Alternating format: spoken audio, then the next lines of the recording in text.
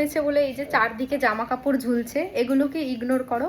আর আজকে বৃষ্টি হয়েছে বলে সারাদিন আমাদের বাড়িতে হচ্ছে বৃষ্টি স্পেশাল এগ রোল। কি হচ্ছে বৃষ্টি স্পেশাল এগ রোল। তো আমার মা এই যে এগ রোল বেলছে আর ওইদিকে একটা কড়াইতে বসিয়ে দিয়েছে। আর আমার মা যা এগ রোল বানায় না, জাস্ট ফাটাফাটি, তাই তো মা?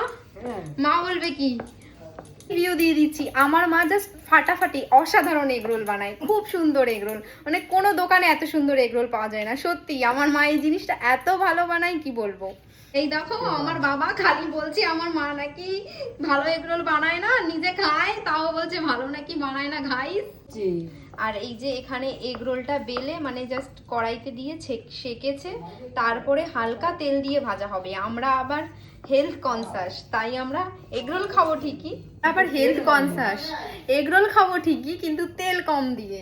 কড়াইতে ডিম আর এগ রোল দুটো দেওয়া হয়ে গেছে, এগ রোল এখানে ভেজে রেখে দিয়েছে আর মা এদিকে যে ডিম গোলাচ্ছে, তাই না মা? ডিম ফাটাচ্ছি।